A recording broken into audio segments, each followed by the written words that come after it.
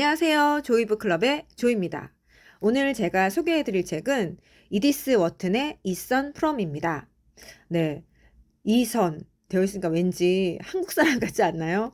네, 철자를 봤더니 ETHAN. 오히려 영어에서는 에단 이런 이름이 우리한테 더 익숙하지 않을까. 어쨌든 네, 이 책의 주인공은 이름처럼 이선이 네, 주인공인데요.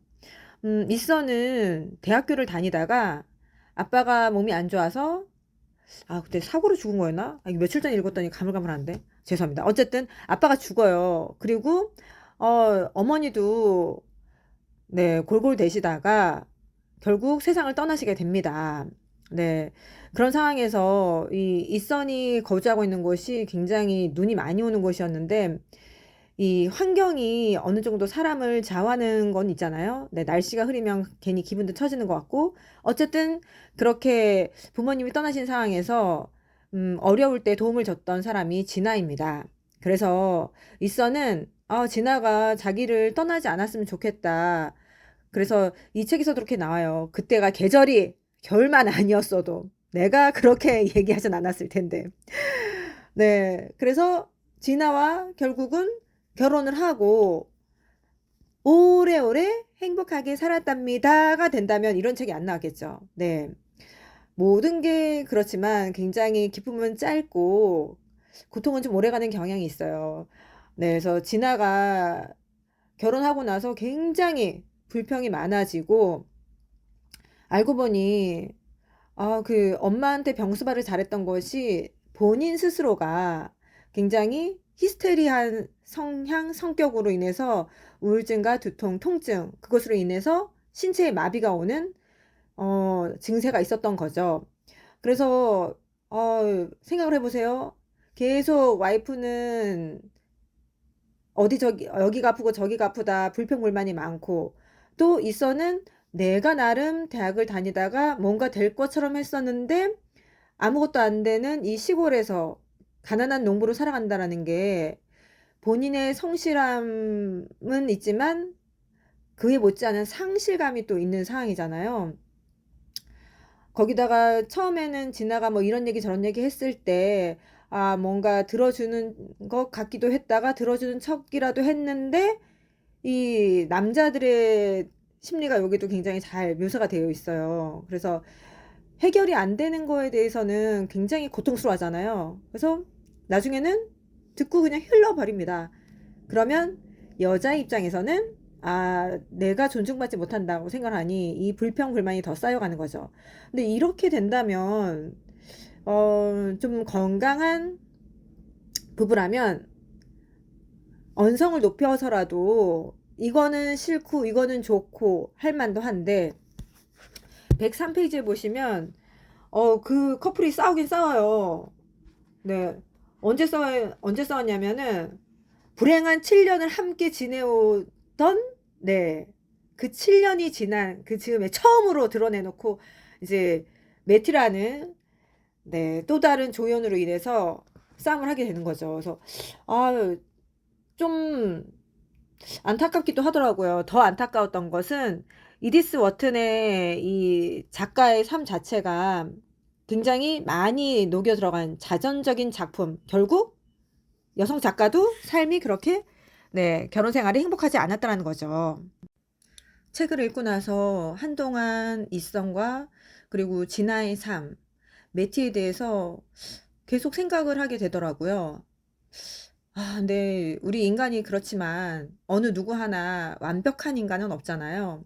우리 모두 완벽하게 불완전한 존재이기 때문에 처음엔 진아가 그렇게 이해가 안 갔는데 책임감 있게 마지막을 네, 마무리 짓는 걸 보면 내가 모르는 진아의 그 심리적인 변화는 무엇이 있었을까 생각을 하게 되고 또 매티는 어떻게 보면 희생양처럼 보이는데 과연 정말 순수함만 있었을까?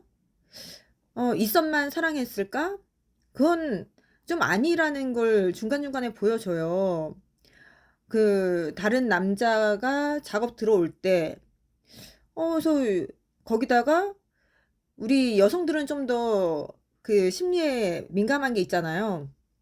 예를 들자면 진아가 정말 아끼는 그릇이 있었는데 나 몸이 너무 안 좋아. 나 새로운 닥터 만나 가야 돼. 그래서 집에 매티하고 이선만 단둘이 남게 되었을 때 매티가 진아가 가장 아끼는 그 그릇을 꺼내서 세팅을 하거든요. 저녁 식사를. 그래서 근데 이게 보통의 사람이라면 이선의 아내가 아주머니가 집을 비웠어. 그리고 가장 아끼는 그 그릇을 과연 보통의 사람들은 쓸 수 있을까? 약간 이게 선 넘는 행동? 어찌 보면은 세팅을 잘하고 싶은 마음도 있었겠지만, 그래서 굉장히 복잡한 심리가 있어요. 근데 또 마냥 미워할 수만은 또 없는 것이, 이서는 열심히 일을 했지만 가난한 농부였잖아요. 그 당시에 굉장히 많은 사람들이 서부로 가서 인생 역전을 했다고 합니다. 근데 이서는 아픈 아내를 놔두고 갈 수도 없는 상황이었고, 일은 일대로 하는데 워킹 푸어. 네, 정말 계속 가난한 거죠. 또 매티도 네, 아버지 사업이 여차저차 해서 홀로 남게 되었는데 매티의 말은 그래요. 아저씨만이 유일하게 나한테 잘해준 사람이다. 몸도 굉장히 약했고 어, 이런 상황에서 매티가 요즘 같은 세상이라면 정말 핸드폰으로 뭐 동영상이라도 올려서 유튜버가 되던 다른 먹을거리, 살거리를 좀 찾을 수 있었을 텐데 일자리가 없어서 결국은 아, 이선의 집에서 머물렀었던 건데 다시 또 떠나게 되는 그 상황? 그래서 여기 뒤에 해설편에서 보면은 굉장히 사회 고발적이라고 했는데 이 고발까지는 안 가고 그 당시의 상황을 네, 잘 묘사하고 있다. 그래서 이 각각의 인물들의 그 심리 상태를 보면 정말 연극으로 해도 뛰어난 작품이 나왔겠구나. 어쨌든 저는 다 불쌍한 마음이 들더라고요. 그러면서 예전에 읽었던 책 제가 유튜브에도 올렸는데 행복의 비밀. 네, 75년간 하버드에서 인생을 관찰한 그 보고서를 썼는데 행복한 부부들의 비결은 뭘까? 뭐 이런 게 쭉 나와요. 근데 남편이 그때 제가 올린 거를 보고 있더라고요. 근데 그 중에 한 부분이 제가 조마조마했던 데가 그거였어요. 정말 건강하게 행복하게 잘 사는 부부가 있어서 여자한테 질문을 합니다. 살아가시면서 한 번도 이혼 생각은 안 해보신 거죠? 그랬더니 네, 아내의 왈. 어우, 이혼이라뇨. 이혼은 한 번도 생각 못 해봤고 살인은 생각해 봤어요. 네, 그만큼 네, 살아가면서 내 사랑이 아니라 죽을래 살래 그 마음이 드는 게 부부라는 거죠. 근데 거기서는 이제 행복의 비밀에서도 그래요. 그런 상황이 있었지만 그걸 묵혀두지 않고 뭐 집어 던지면서 싸우지 않고 내가 이렇게 기분이 나빴고 너는 그렇게 기분이 나빴구나. 네, 서로 지혜롭게 싸우는 게 필요하다. 그래서 인생의 12가지 인생의 법칙에서도 우리가 보통 생각할 때는 무조건 예스 예스 내가 왕이고 너는 내 쫄개야 종이야 이러면은 관계가 오래 갈 것 같지만 사실은 그렇지 않다.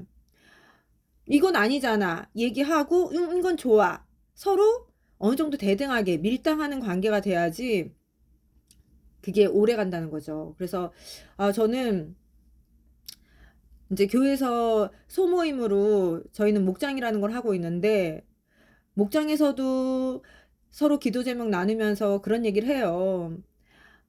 뭐 남편에 대해서 뭐 어쩌고저쩌고 막 하는데 믿음 생활을 하는 것과 아닌 것의 차이는 그거 같아요. 다 네, 만족하며 살 수는 없지만 그럼에도 불구하고 기도하면서 제 마음이 이렇습니다. 솔직하게 다 털어내고 그러면 털어냈을 때 위로도 주시지만 하나님께서 너도 봐라. 니꾸라지 알라지. 네, 그렇게 되면 그럼 또 나도 겸손해질 수밖에 없고 네, 그래서 서로 긍휼하게 여겨지면서 이야기를 해 나가고 관계를 이끌어 간다는 점에서 네, 참 믿음 생활은 좋은 것 같아요. 어쨌든 거기 183페이지에서 이런 얘기가 나옵니다. 이거는 해설 쪽에서였는데요.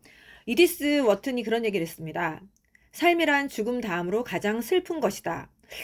그래서 참 결국 삶도 슬프고 근데 죽음은 삶보다 더 슬프다 이런 이야기인데 저는 전에 이디스 워튼의 여름을 읽었을 때 그 여름은 연애 편이라면 이선 프롬은 네, 결혼 편인 셈이에요. 근데 이 문구를 살짝 바꾸자면 연애란 결혼 다음으로 힘든 것이다.